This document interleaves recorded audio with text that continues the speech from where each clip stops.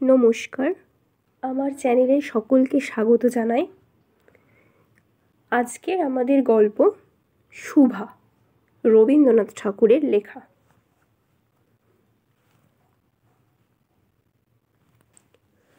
মেয়েটির নাম যখন সুভাষিনী রাখা হয়েছিল, তখন কে জানিত সে বোবা হইবে। তাহার দুটি বড় বড় বোনকে সুকেশিনী এবং সুহাসিনী নাম দেয়া হয়েছিল। তাই মিলের অনুরোধে তার বাপ ছোট মেয়ের নাম রেখেছিল সুভাষিনী। এখন সকলে তাহাকে সংক্ষেপে শুভা বলে। দস্তুর মতো অনুসন্ধান এবং অর্থ ব্যয়ে বড় দুটো মেয়ের বিবাহ হইয়া গেছে। এখন ছোটটি পিতা মাতার নীরব হৃদয় ভারের মতো বিরাজ করছে। সে কথা কয় না, সে যে অনুভব করে ইহা সকলের মনে হয় না। এই জন্য তাহাকে সাক্ষাতেই সকলে তাহার ভবিষ্যৎ সম্বন্ধে দুশ্চিন্তা প্রকাশ করিত। সে যে বিধাতার অভিশাপ স্বরূপে তাহার পিতৃগৃহে আশ্রয় গ্রহণ করিয়াছে, একথা সে শিশুকাল হইতে বুঝিয়া লইয়াছিল। তাহার ফল এই হয়েছিল, সাধারণের দৃষ্টিপথ হইতে সে আপনাকে গোপন করিয়া রাখিতেই সর্বদা চেষ্টা করিত। মনে করিত আমাকে সবাই ভুলিলে বাঁচি। কিন্তু বেদনা কি কেহ কখনো ভোলে? পিতা মাতার মনে সে সর্বদাই জাগরুক ছিল। বিশেষত তাহার মা তাহাকে নিজের একটা ত্রুটি স্বরূপ দেখিতেন। কেননা মাতা পুত্র অপেক্ষা কন্যাকে নিজের অংশরূপে দেখেন। কন্যার কোনো অসম্পূর্ণতা দেখিলে সেটা যেন বিশেষ রূপে নিজের লজ্জার কারণ বলিয়া মনে করেন। বরঞ্চ কন্যার পিতা বাণীকণ্ঠ শুভাকে তাহার অন্য মেয়েদের অপেক্ষা যেন একটু বেশি ভালোবাসিতেন। কিন্তু মাতা তাহাকে নিজের গর্ভের কলঙ্ক জ্ঞান করিয়া তাহার প্রতি বড় বিরক্ত ছিলেন। শুভার কথা ছিল না, কিন্তু তাহার সুদীর্ঘ পল্লব বিশিষ্ট বড় বড় দুটো কালো চোখ ছিল এবং তাহার ওষ্ঠাধর ভাবের আভাস মাত্র কচি কিশলয়ের মতো কাঁপিয়া উঠিত।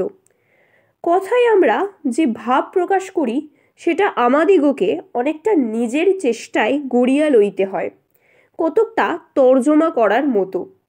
সকল সময়ে ঠিক হয় না, ক্ষমতা অভাবে অনেক সময় ভুলও হয়, কিন্তু কালো চক্ষে কিছু তর্জমা করিতে হয় না। মন আপনি তাহার ওপর ছায়া ফেলে। ভাব আপনি তাহার ওপর কখনো প্রসারিত, কখনো মুদিত হয়, কখনো উজ্জ্বলভাবে জ্বলিয়া ওঠে, কখনো ম্লানভাবে নিবিয়া যায়, কখনো অস্তমান চন্দ্রের মতো অনিমেষভাবে চাহিয়া থাকে, কখনো দ্রুত চঞ্চল বিদ্যুতের মতো দিকবিদিকে ঠিকরাইয়া ওঠে।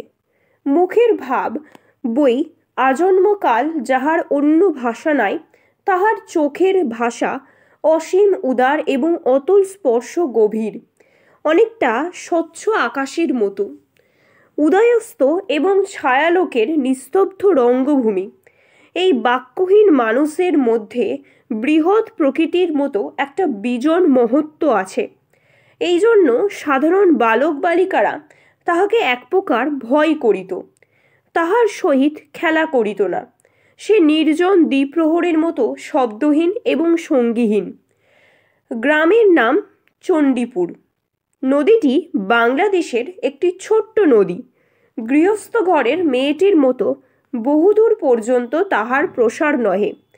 নিরলসা তন্বী নদীটি আপন কুল রক্ষা করিয়া কাজ করিয়া যায়। দুই ধারের গ্রামের সকলেরই সঙ্গে তাহার যেন একটা না একটা সম্পর্ক আছে। দুই ধারে লোকালয় এবং তরুচ্ছায়া ঘন উচ্চ তট। নিম্নতল দিয়া গ্রামলক্ষ্মী স্রোতস্বিনী আত্মবিস্মৃত দ্রুত পদক্ষেপ প্রফুল্ল হৃদয়ে আপনার অসংখ্য কল্যাণ কার্যে চলিয়াছে। বাণীকণ্ঠের ঘর নদীর একেবারে ওপরেই। তাহার বাখরির বেড়া, আটচালা, গোয়ালঘর, ঢেকিশালা, খড়ের স্তূপ, তেঁতুলতলা, আম কাঁঠাল এবং কলার বাগান নৌকাবাহী মাত্রেরই দৃষ্টি আকর্ষণ করে এই গার্হস্থ্য সচ্ছলতার মধ্যে বোবা মেয়েটি কাহারও নজরে পড়ে কিনা জানি না, কিন্তু কাজকর্মে কখনো অবসর পায়নি। পাখির ডাক, তরুর মর্মর সমস্ত মিশিয়া চারিদিকের চলাফেরা আন্দোলন কম্পনের সহিত এক হইয়া সমুদ্রের তরঙ্গ রাশির ন্যায় বালিকার চির নিস্তব্ধ হৃদয় উপকূলের নিকট আসিয়া ভাঙিয়া ভাঙিয়া পড়ে। প্রকৃতির এই বিবিধ শব্দ বিচিত্র গতি, ইহাই বোবার ভাষা। বড় বড় চুপল বিশিষ্ট সুভার যে ভাষা, তাহারই একটি বিশ্বব্যাপী বিস্তার। ঝিল্লির রব পূর্ণ তৃণভূমি হইতে শব্দাতীত নক্ষত্র লোক পর্যন্ত কেবল ইঙ্গিত, ভঙ্গি, সঙ্গীত এবং ক্রন্দন ও দীর্ঘ নিঃশ্বাস। এবং মধ্যাহ্নে যখন মাঝিরা জেলেরা খাইতে যাইত, গৃহস্থরেরা ঘুমাইত, পাখিরা ডাকিত না, খেয়া নৌকা বন্ধ থাকিত, স্বজন জগৎ সমস্ত কাজকর্মের মাঝখানে সহসা থামিয়া গিয়া ভয়ানক বিজন মূর্তি ধারণ করিত, তখন রুদ্র মহাকাশের তলে কেবল একটি বোবা প্রকৃতি এবং একটি বোবা মেয়ে মুখোমুখি চুপ করিয়া বসিয়া থাকিত, একজন সুবিস্তীর্ণ রৌদ্রে আর একজন ক্ষুদ্র তরুর ছায়ায়।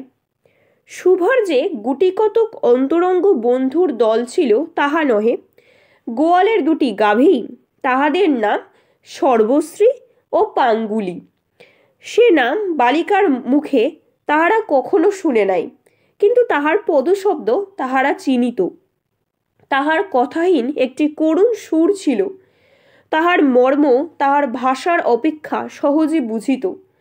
শুভা কখন তাহাদের আদর করিতেছে, কখন ভৎসনা করিতেছে, কখন মিনতি করিতেছে, তাহারা মানুষের অপেক্ষা ভালো বুঝিতে পারিত। শুভা গোয়ালে ঢুকিয়া দুই বাহুর দ্বারা সর্বরীর গ্রীবা বেষ্টন করিয়া তাহার কানের কাছে আপনার গণ্ডদেশ ঘর্ষণ করিত এবং পাঙ্গুলি স্নিগ্ধ দৃষ্টিতে তাহার প্রতি নিরীক্ষণ করিয়া তাহার গা চাটিত। বালিকা দিনের মধ্যে নিয়মিত 3 বার করিয়া গোয়াল ঘরে যাইত, তাহা ছাড়া অনিয়মিত আগমনও ছিল। গৃহে যে কদিন কোনো কঠিন কথা শুনিত, সেদিন অসময়েও তাহার ওই মুখ বন্ধু দুটির কাছে আসিত। তাহার সহিষ্ণুতা পরিপূর্ণ বিষাদ শান্ত দৃষ্টিপাত হইতে তাহারা কি একটা অন্ধ অনুমান শক্তির দ্বারা বালিকার মর্ম বেদনা যেন বুঝিতে পারিত, এবং শুভার গা ঘেঁষিয়া আসিয়া অল্পে অল্পে তাহার বাহুতে শিং ঘষিয়া ঘষিয়া তাহাকে নির্বাক ব্যাকুলতার সহিত সান্ত্বনা দিতে চেষ্টা করিত। ইহারা ছাড়া ছাগল এবং বিড়াল শাবকও ছিল, কিন্তু তাহাদের সহিত শুভার এইরূপ সম্যকভাবে মৈত্রী ছিল না। তথাপি তাহারা যথেষ্ট আনুগত্য প্রকাশ করিত। বিড়াল শিশুটি দিনে এবং রাত্রে যখন তখন শুভার গরম কোলটি নিঃসংকোচে অধিকার করিয়া সুখ নিদ্রার আয়োজন করিত, এবং শুভা তাহার গ্রীবা ও পৃষ্ঠে কোমল অঙ্গুলি বুলাইয়া দিলে যে তাহার নিদ্রা কর্ষণের বিশেষ সহায়তা হয়, ইঙ্গিতে এইরূপ অভিপ্রায়ও প্রকাশ করিত। উন্নত শ্রেণীর জীবের মধ্যে শুভার আরও 2-1টি সঙ্গী জুটিয়াছিল, কিন্তু তাহার সহিত বালিকার ঠিক কিরূপ সম্পর্ক ছিল তাহা নির্ণয় করা কঠিন, কারণ সে ভাষা বিশিষ্ট জীব, সুতরাং উভয়ের মধ্যে সমভাষা ছিল না। গোসাইদের ছোট ছেলেটি, তাহার নাম প্রতাপ, লোকটি নিতান্ত অকর্মণ্য। সে যে কাজকর্ম করিয়া সংসারের উন্নতি করিতে যত্ন করিবে, বহু চেষ্টার পর বাপমা সে আশা ত্যাগ করিয়াছেন। অকর্মণ্য লোকের একটা সুবিধা এই যে আত্মীয় লোকেরা তাদের ওপর বিরক্ত হয় বটে, কিন্তু প্রায় তাহারা নিঃসম্পর্ক লোকেদের প্রিয় পাত্র হয়, কারণ কোনো কার্যে আবদ্ধ না থাকাতেই তাহারা সরকারি সম্পত্তি হইয়া দাঁড়ায়। শহরের যেমন এক আধরা গৃহ সম্পর্কহীন সরকারি বাগান থাকা আবশ্যক, তেমনি গ্রামে 2-4টা অকর্মণ্য সরকারি লোক থাকার বিশেষ প্রয়োজন। কাজে কর্মে আমোদে অবসরে যেখানে একটা লোক কম পড়ে, সেখানেই তাহাদিগকে হাতের কাছে পাওয়া যায়। প্রতাপের প্রধান শখ ছিপ ফেলিয়া মাছ ধরা। ইহাতে অনেকটা সময় সহজে কাটানো যায়। অপরাহ্নে নদী তীরে ইহাকে প্রায় এই কাজে নিযুক্ত দেখা যাইত এবং এই ওপলে শুভর সহিত তাহার প্রায় সাক্ষাৎ হইত। যে কোনো কাজেই নিযুক্ত থাক, একটা সঙ্গী পাইলে প্রতাপ থাকে ভালো। মাছ ধরার সময় বাক্যহীন সঙ্গী সর্বাপেক্ষা শ্রেষ্ঠ। এই জন্য প্রতাপ শুভার মর্যাদা বুঝিত। এই জন্য সকলেই শুভাকে শুভা বলিত। প্রতাপ আরেকটু অতিরিক্ত আদর সংযোগ করিয়া শুভাকে সু বলিয়া ডাকিত। শুভা তেঁতুল তলায় বসিয়া থাকিত এবং প্রতাপ অনতি দূরে ছিপ ফেলিয়া জলের দিকে চাহিয়া থাকিত। প্রতাপের একটি করিয়া পান বরাদ্দ ছিল, শুভা তাহা নিজে সাজিয়া আনিত এবং বোধ করি অনেকক্ষণ বসিয়া বসিয়া চাহিয়া চাহিয়া ইচ্ছা করিত প্রতাপের কোনো একটা বিশেষ সাহায্য করিতে, একটা কোনো কাজে লাগিতে, কোনো মতে জানাইয়া দিতে যে এই পৃথিবীতে সেও একজন কম প্রয়োজনীয় লোক নহে। কিন্তু কিছুই করবার ছিল না। তখন সে মনে মনে বিধাতার কাছে অলৌকিক ক্ষমতা প্রার্থনা করিত। মন্ত্র বলে সহসা এমন একটা আশ্চর্য কাণ্ড ঘটাইতে ইচ্ছা করিত, যাহা দেখিয়া প্রতাপ আশ্চর্য হইয়া যাইত। বলিত, তাই তো, আমাদের শুভার যে এত ক্ষমতা তাহা তো জানিতাম না। মনে করো শুভা যদি জলকুমারী হইত, আস্তে আস্তে জল হইতে উঠিয়া একটা সাপের মাথার মণি ঘাটে রাখিয়া যাইত। প্রতাপ তাহা তুচ্ছ মাছ ধরা রাখিয়া সেই মানিক লইয়া জলে ডুব মারিত এবং পাতালে গিয়া দেখিত রূপার অট্টালিকায় সোনার পালকে কে বসিয়া। আমাদের বাণীকণ্ঠের ঘরের সেই বোবা মেয়ে সু, আমাদের সেই সু, সেই মণিদীপ্ত গভীর নিস্তব্ধ পাতালপুরীর একমাত্র রাজকন্যা। তাহা কি হইতে পারিত না? তাহা কি এতই অসম্ভব? আসলে কিছুই অসম্ভব নয়, কিন্তু তবুও সু প্রজাশূন্য পাতালের রাজবংশে না জন্মিয়া বাণীকণ্ঠের ঘরে আসিয়া উপস্থিত হইয়াছে। গোসাইদের ছেলে প্রতাপকে কিছুতেই আশ্চর্য করিতে পারিতেছে না। শুভার বয়স ক্রমেই বাড়িয়া উঠিতেছে। ক্রমে সে যেন আপনাকে আপনি অনুভব করিতে পারিতেছে, যেন কোনো একটা পূর্ণিমা তিথিতে কোনো একটা সমুদ্র হইতে একটা জোয়ারের স্রোত আসিয়া তাহার অন্তরাত্মাকে এক নতুন ও নির্বচনীয় চেতনা শক্তিতে পরিপূর্ণ করিয়া তুলিতেছে। সে আপনাকে আপনি দেখিতেছে, ভাবিতেছে, প্রশ্ন করিতেছে এবং বুঝিতে পারিতেছে না। গভীর পূর্ণিমা রাত্রে সে এক একদিন ধীরে শয়ন গৃহের দ্বার খুলিয়া ভয়ে ভয়ে মুখ বাড়াইয়া বাহিরের দিকে চাহিয়া দেখে পূর্ণিমা প্রকৃতিও শুভার মতো একাকিনী সুপ্ত জগতের ওপর জাগিয়া বসিয়া যৌবনের রহস্য পুলকে বিষাদে অসীম নির্জনতার একেবারে শেষ সীমা পর্যন্ত, এমনকি তাহা অতিক্রম করিয়াও থমথম করিতেছে, একটি কথাও কহিতে পারিতেছে না। এই নিস্তব্ধ ব্যাকুল প্রকৃতির প্রান্তে একটি নিস্তব্ধ ব্যাকুল বালিকা দাঁড়াইয়া। এদিকে কন্যাভারগ্রস্ত পিতামাতা চিন্তিত হইয়া উঠিয়াছেন। লোকেও নিন্দা আরম্ভ করিয়াছে, এমনকি একঘরে করিবে এমন জনরব শোনা যায়। বাণীকণ্ঠের সচ্ছল অবস্থা, দুই বেলায় মাছ ভাত খায়, এজন্য তাহার শত্রু ছিল। স্ত্রী পুরুষে বিস্তর পরামর্শ হইল। কিছুদিনের মতো বাণী বিদেশে গেল, অবশেষে ফিরিয়া আসিল। কহিল, চলো কলিকাতায় চলো। বিদেশ যাত্রার উদ্যোগ হইতে লাগিল। কুয়াশা ঢাকা প্রভাতের মতো শুভার সমস্ত হৃদয় অশ্রু বাষ্পে একেবারে ভরিয়া গেল। একটি অনির্দিষ্ট আশঙ্কা বশে সে কিছুদিন হইতে ক্রমাগত নির্বাক জন্তুর মতো তাহার বাপ মায়ের সঙ্গে সঙ্গে ফিরিত।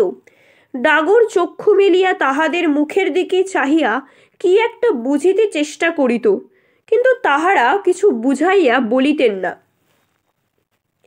ইতিমধ্যে একদিন অপরাহ্নে জলে ছিপ ফেলিয়া প্রতাপ হাসিয়া কহিল, কিরে সু, তোর নাকি বর পাওয়া গেছে, তুই বিয়ে করতে যাচ্ছিস? দেখিস আমাদের ভুলিস নে। বলিয়া আবার মাছের দিকে মনোযোগ করিল। মর্মবিদ্ধ হরিণী ব্যাধের মতো যেমন করিয়া তাকায়, নীরবে বলিতে থাকে, আমি তো তোমার কাছে কি দোষ করেছিলাম? শোভা তেমনি করিয়া প্রতাপের দিকে চাহিল। সেদিন গাছতলায় আর বসিল না। বাণীকণ্ঠ নিদ্রা হইতে উঠিয়া শয়ন গৃহে তামাক খাইতেছিলেন। শোভা তার পায়ের কাছে বসিয়া তার মুখের দিকে চাহিয়া কাঁদিতে লাগিল। অবশেষে তাহাকে সান্ত্বনা দিতে গিয়া বাণীকণ্ঠের শুষ্ক কপলে অশ্রু গড়িয়া পড়িল। কাল কলিকাতা যাইবার দিন স্থির হইয়াছে। শোভা গোয়াল ঘরে তার দুই বাল্য সখীদের কাছে বিদায় লইতে চলে গেল। তাহাদিগকে স্বহস্তে খাওয়াইয়া গলা ধরিয়া একবার দুই চোখে যত পারে কথা ভরিয়া তাহাদের মুখের দিকে চাহিল। দুই নেত্র পল্লব হইতে টপ টপ করিয়া অশ্রু জল পড়িতে লাগিল। সেদিন শুক্র দ্বাদশীর রাত্রি। শোভা শয়ন গৃহ হইতে বাহির হইয়া তাহার সেই অপরিচিত নদী তটে পুষ্পশয্যায় লুটাইয়া পড়িল, যেন ধরণীকে এই প্রকাণ্ড মুখ মানবতাকে দুই বাহুতে ধরিয়া বলিতে চাহে, তুমি আমাকে যাইতে দিও না মা। আমার মতো দুটি বাহু বাড়াইয়া তুমিও আমাকে ধরিয়া রাখো। কলিকাতায় এক বাসায় শুভর মা একদিন শোভাকে খুব করিয়া সাজাইয়া দিলেন। আটিয়া চুল বাঁধিয়া, খোপায় জরির ফিতা দিয়া, অলঙ্কারে আচ্ছন্ন করিয়া তাহার স্বাভাবিক স্ত্রী যথাসাধ্য বিলুপ্ত করিয়া দিলেন। শুভর দুই চক্ষু দিয়া অশ্রু পড়িতেছে। পাছে চোখ ফুলিয়া খারাপ দেখিতে হয়, এই জন্য তাহার মা তাহাকে বিস্তর ভৎসনা করিলেন, কিন্তু অশ্রুজল ভৎসনা মানিল না। বন্ধু সঙ্গে বর স্বয়ং কোণে দেখিতে আসিলেন। কন্যার মা বাপ চিন্তিত, শঙ্কিত, শশব্যস্ত হইয়া উঠিলেন, যেন দেবতা স্বয়ং নিজের বলির পশু বাছিয়া লইতে আসিয়াছেন। মা নেপথ্য হইতে বিস্তর তর্জন গর্জন শাসন করিয়া বালিকার অশ্রুস্রোত দ্বিগুণ বাড়াইয়া পরীক্ষকের সম্মুখে পাঠাইলেন। পরীক্ষক অনেকক্ষণ নিরীক্ষণ করিয়া বলিলেন, মন্দ নহে। বিশেষত বালিকার ক্রন্দন দেখিয়া বুঝিলেন ইহার হৃদয় আছে, এবং হিসাব করিয়া দেখিলেন যে হৃদয় আজ বাপ মায়ের বিচ্ছেদ সম্ভাবনায় ব্যথিত হইয়া উঠিয়াছে, সেই হৃদয় আজ বাদে কাল আমারই ব্যবহারে লাগিতে পারিবে। শুক্তির মুক্তার ন্যায় বালিকার অশ্রুজল কেবল বালিকার মূল্য বাড়াইতে লাগিল। তাহার হইয়া আর কোনো কথা বলিল না। পঞ্জিকা মিলাইয়া খুব একটা শুভ লগ্নে বিবাহ হইয়া গেল। বোবা মেয়েকে পরের হস্তে সমর্পণ করিয়া বাপ মা দেশে চলিয়া গেল। তাহাদের জাতীয় পরকাল রইল। বর পশ্চিমে কাজ করে। বিবাহের অনতি বিলম্বে স্ত্রীকে পশ্চিমে লইয়া গেল। সপ্তাহখানেকের মধ্যেই সকলে বুঝিল নববধূ বোবা। তা কেহ বুঝিল না, সেটা তাহার দোষ নহে। সে কাহাকেও প্রতারণা করে নাই। তাহার দুটি চক্ষু সকল কথাই বলিয়াছিল, কিন্তু কেহ তাহা বুঝিতে পারে নাই। সে চারিদিকে চায়, ভাষা পায় না। যাহারা বোবার ভাষা বুঝিত, সেই আজন্ম পরিচিত মুখগুলি দেখিতে পায় না।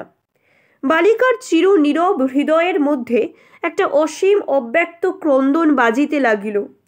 অন্তর্যামী ছাড়া আর কেহ তাহা শুনিতে পাইল না। এবার তাহার স্বামী চক্ষু এবং কর্ণেন্দ্রিয়ের দ্বারা পরীক্ষা করিয়া এক ভাষা বিশিষ্ট কন্যা বিবাহ করিয়া আনিল।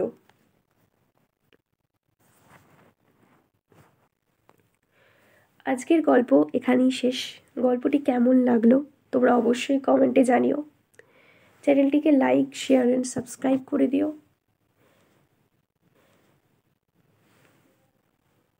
আমার চ্যানেলটিকে ফলো করো। and thank you for watching.